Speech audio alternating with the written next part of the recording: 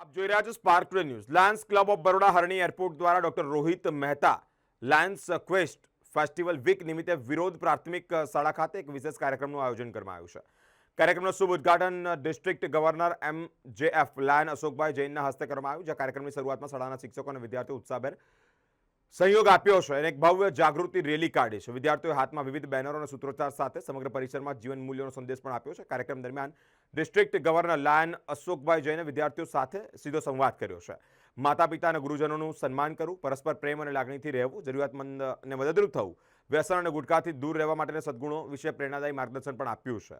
સંવાદ દરમિયાન પૂછાયેલા પ્રશ્નોના ત્વરિત અને સાચા જવાબો આપનાર 5 વિદ્યાર્થીઓને સ્થળ પર જ ₹100 રોકડ પુરસ્કાર આપી પ્રોત્સાહિત કરવામાં આવ્યા છે. આ પ્રસંગે અનેક મહાનુભાવો ઉપસ્થિત રહ્યા છે.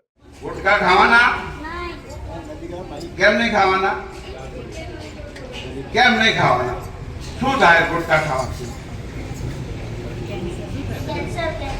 કેન્સર થઈ જાય. વાવ લો.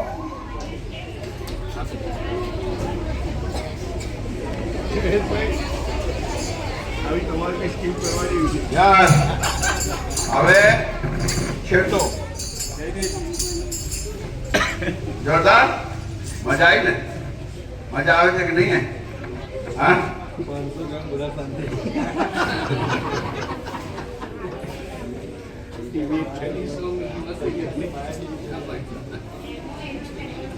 કોઈ પડી ગયો હોય અથવા કે આપણો ભાઈબંધ પડી ગયો હોય તો એને ઉઠાવવાનું કે નહીં ઉઠાવવાનું? ઉઠાવવાનું. કેમ ઉઠાવવાનું? મદદ કરવાની.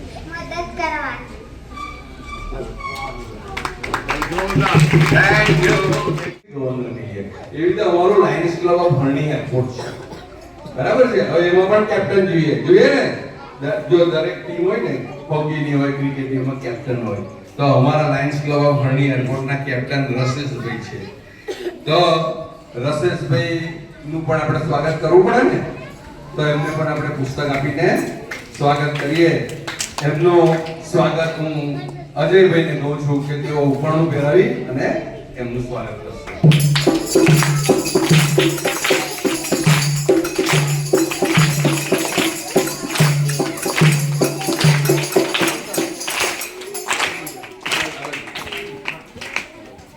શૈલેષભાઈ શાહ, એમનું સ્વાગત માટે હું હરેશભાઈને કહીશ. હરેશભાઈ,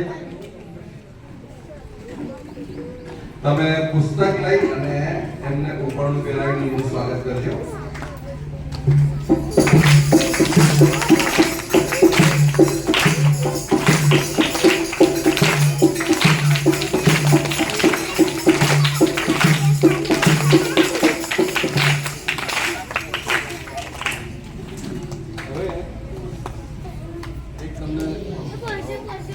હલો, હવે તમને એક સરસ બેન દેખાય છે બેઠેલા છે ને? પાકીટ લઈને આવ્યા છે ને?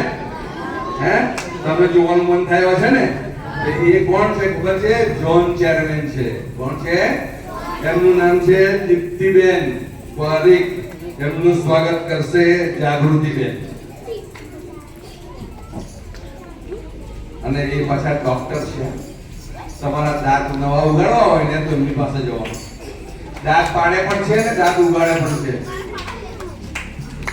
એને પાડવા જોઈએ.